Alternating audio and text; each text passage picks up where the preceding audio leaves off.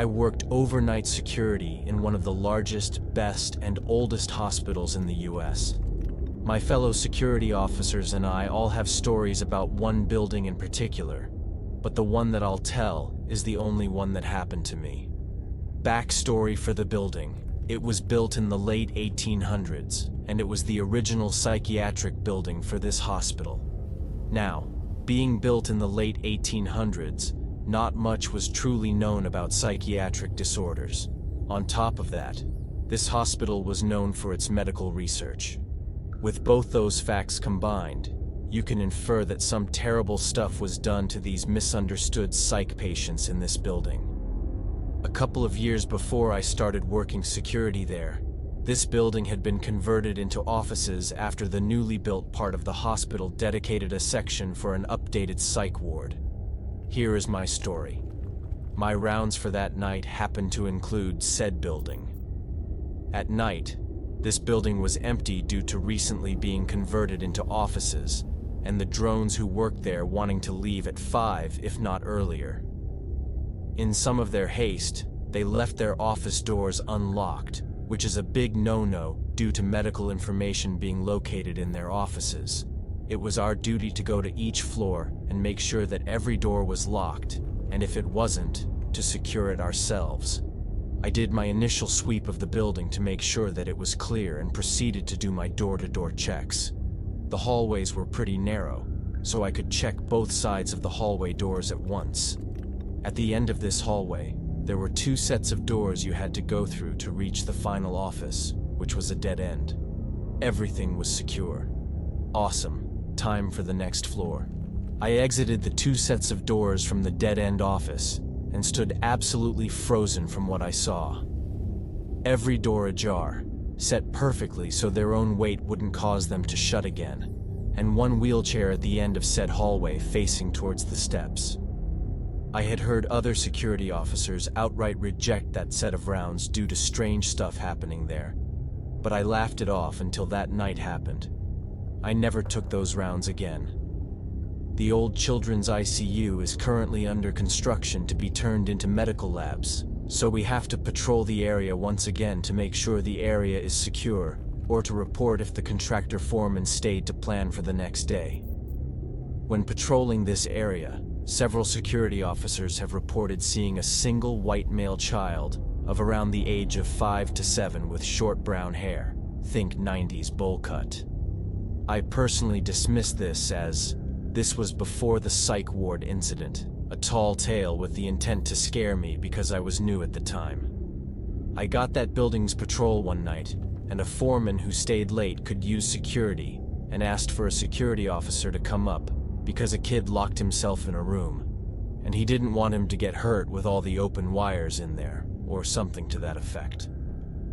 I unlocked the door for him, looked in what can only be described as a 10 by 10 room for about 10 minutes, and there was no kid.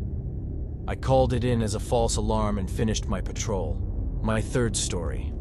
I had a special detail, aka babysitting a violent psych patient, along with another security officer. He woke up in the middle of the night, recognized the other officer, and said hello. He sees me and immediately started screaming at me not to hurt him. Now, I'm a rather large gentleman at 6 feet 2 inches and 250 pounds, but I'm not trying to make myself too intimidating around psych patients as not to escalate the situation. Well, he kept screaming for me not to hurt him, and he said if I promised not to, he would make something good happen for me. I promised, and he calmed down, went back to sleep, and I forgot about it. The next day, I got a permanent set of rounds and a pretty good promotion. Easily a coincidence, but interesting nonetheless. Final story. Fellow security officers had rounds in the aforementioned psych building and heard a call on the radio in what could only be described as a dry throat voice of terror from one officer calling for backup. I was close, so I responded to his call, letting him know I was on my way.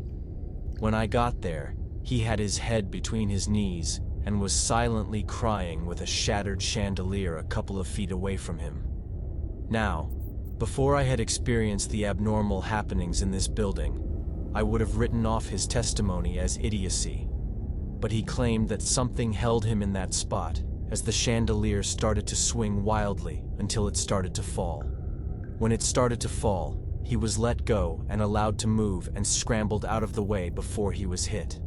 I got him up, calmed him down, and took him back to the supervisor. She yelled to one of our other supervisors.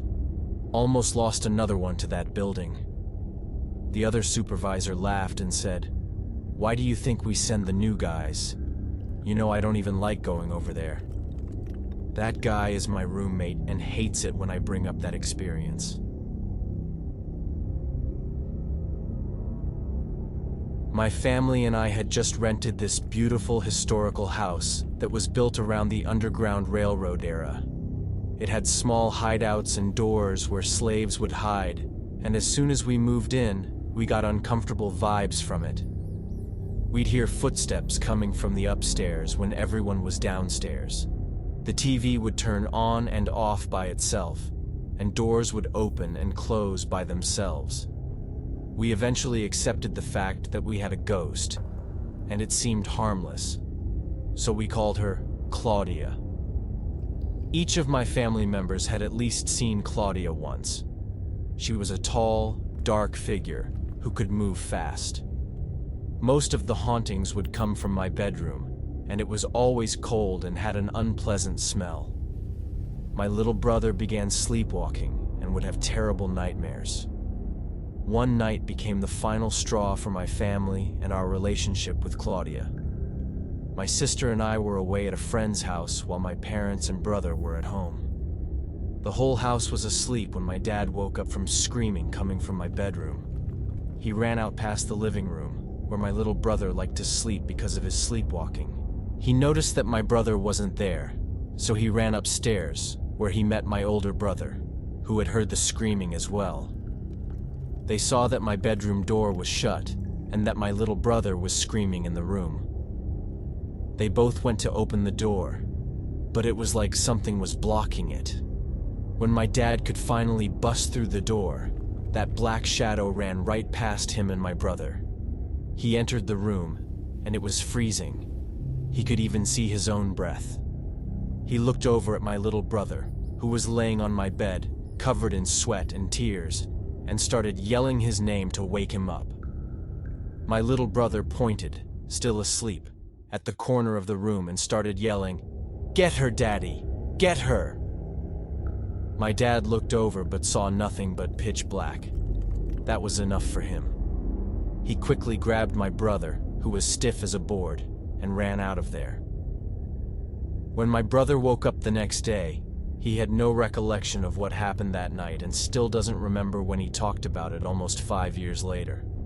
We moved out of that house a few weeks after the incident, and my brother stopped sleepwalking as soon as we did.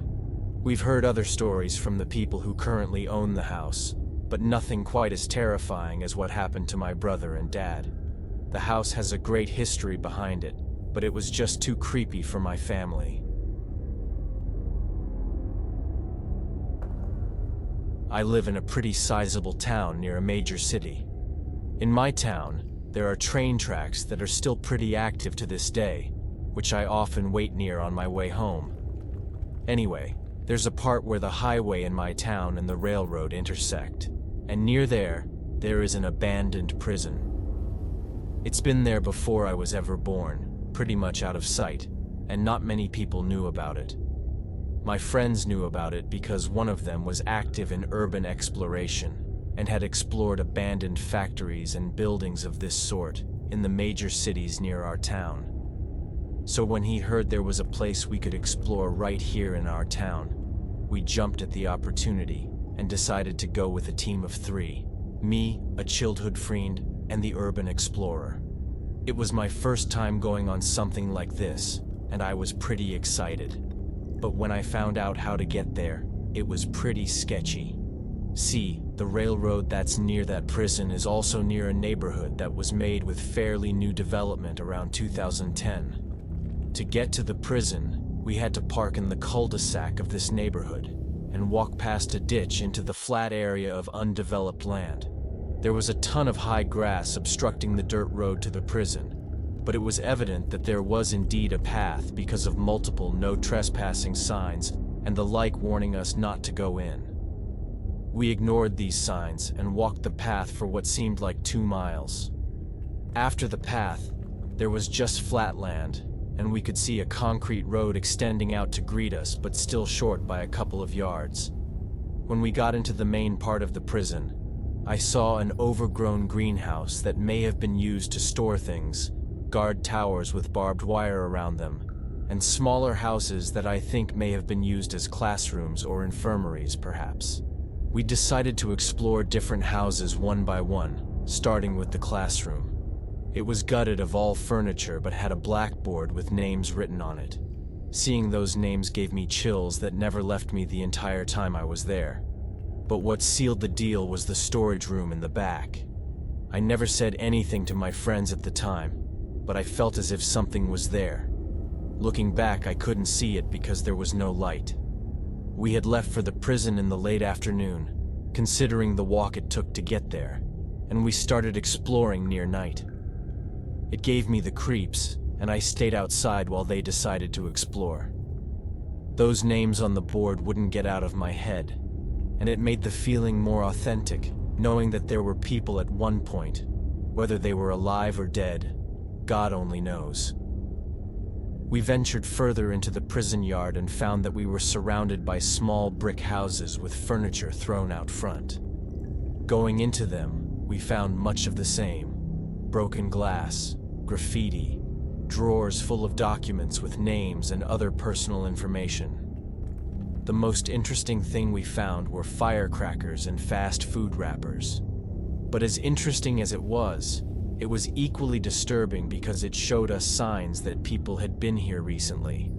All I could hope for is that they had the same intent as us. Now, all of this was normal, up to the point that something struck a chord with me. In a small house we explored, there was a broken tile on the floor, and peeking out of it was a document. I picked it up and thought nothing of it at the time. But when I put it back down and walked out of the house, the energy of that place felt odd. It's something that happened to me before, and I can't convince you to believe me, but you have to take my word. Sometimes when I interact with items, I get weird feelings about them. It happened to me with my family keepsake, and the same thing happened in this instance. The way I can describe it is that it's a feeling of melancholy, like something sad happened here, but also, I feel that it is not intending ill will. Whatever it is, it allowed us to keep exploring as long as we intended to keep things as they are, and it actually wants the story to be heard. The prison shouldn't be kept so hidden, as actions are needed to either take or preserve the story of it, or put it to better use. I didn't say anything to my friends because I wanted to keep the adventure lighthearted, but they obviously knew I was being reserved. After that, I was trying to be respectful of the energy there because I knew the minute someone screwed around, that this energy would snap. It was getting pretty late at this point, and all that was left to explore was the prison building itself.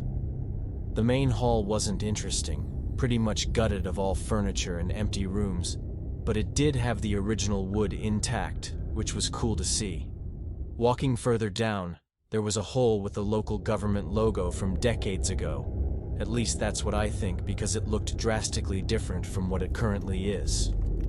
The striking part was that I swear there was gang graffiti on the wall from pretty big gangs that are commonplace in the US and parts of South America. I thought it wasn't too strange, but after all, this place was secluded, and pretty much anything could go down here. But it also meant that at any point, people could show up, and who knows what might happen next. Next to the graffiti was probably the thing that scared me the most: a detailed pentagram. While saying this, I have found pictures of the walls that people had taken recently, but the pentagram wasn't among the graffiti. I wouldn't be surprised if a ritual went down here, but at this point, I'm hoping it wasn't a sacrifice or spell or anything. We reached the end of the hall and were stopped by a locked bar door.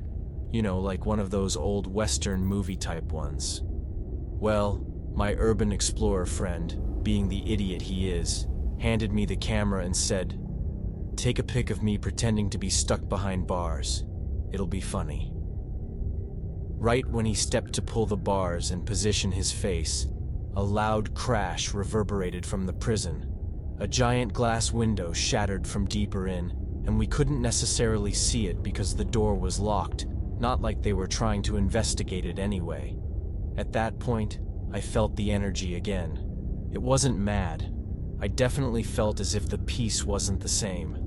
Maybe it was mad at my friend, pretty much mocking the prisoners that used to live here and the names on the documents and the blackboard. But I felt no ill will towards me. I just felt like whatever protection we were given before, we had lost it now. All I could mutter was, "Let's go, guys."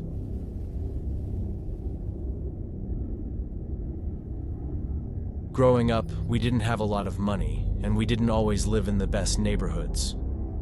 When I was 10, my parents got a great deal on this house that was in an okay neighborhood. They got a 3-bedroom, 2-bath for barely $100K, and for another 10, they got all the furniture inside of it.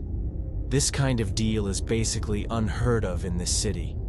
The reason it was dirt cheap is because the current person who lived in it was 40 years old and mentally unstable, and had the mentality of a child.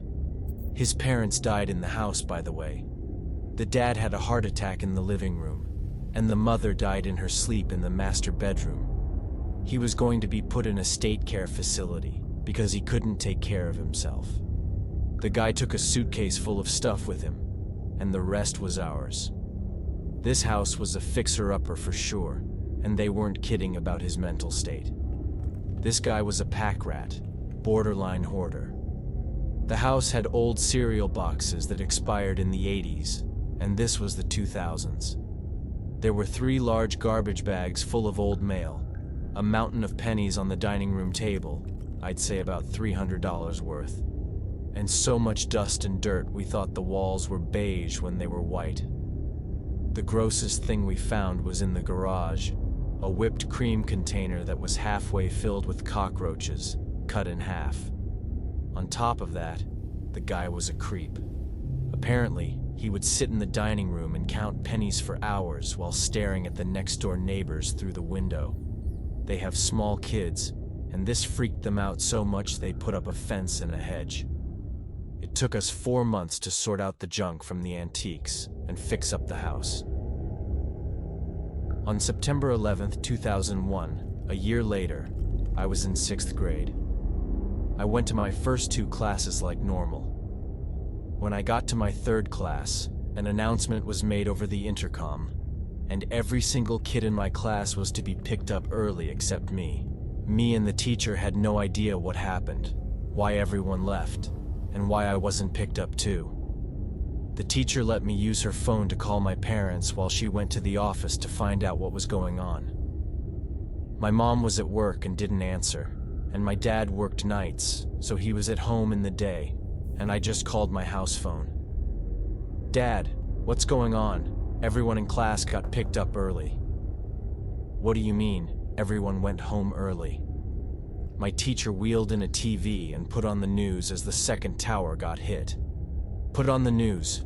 Something's happening. Please come get me." "Hold on. Someone's at the door." I hear my dad yelling at someone. It was hard to make out the words. Then, my dad gets back onto the phone. "I can't pick you up now." "He's back." "Who?" "You know, the guy that used to own the house. I gotta go call the cops." "What?" And then the phone went off. Being 11, I was terrified. To me, World War III was starting, and a crazy guy might be trying to kill my family. My dad never called back, and no one came to pick me up. When I finally did get home, my dad told me that the guy said that this was his house, and that my dad needed to leave. My dad told him that this is his house, and that if he doesn't leave, he was calling the cops. This triggered the guy to start screaming nonsense, hitting himself, and my dad locked the door and called the cops. When they showed up, he started yelling about how it was his house, that his mom was inside, that my dad was kidnapping her, and that there was millions of dollars buried in the foundation, and all kinds of things. All the cop did was give him a ride to the nearest bus station and tell my dad to file a restraining order, which we did. 6 months later, I'm 12, and my parents give me a house key and start letting me be more responsible, allowing me to stay home by myself during the day. My dad got a day job, so from 3 p.m. to 6 p.m., I was home alone. One day, I'm just getting off the bus, and I noticed this guy across the street staring at me. I brushed it off, figuring he was just a parent waiting for the kids to get off the bus. This goes on for about a week, and on the last day, I get home, lock the door behind me, put my book bag down, get a snack, and watch TV. Then there's a knock on the door. I look through the peephole, and it's the guy from the bus stop. I don't say anything. I don't do anything. I just watch through the peephole, completely frozen. He knocks again and again and again. I know you're in there. Open the door, and this is my house. At that moment, I knew who it was, and immediately called the police. As I'm on the phone with the cops, he starts losing it, hitting and kicking the door and the wall and screaming at the top of his lungs that this was his house and to get out. When the cops pull up, he walks over to talk to them, I guess thinking they would be on his side. Instead, they arrest him for breaking the restraining order. After that, he finally left us alone. Hey there, hope you enjoyed these stories. If you can, please like and subscribe. I would appreciate it. See you next time.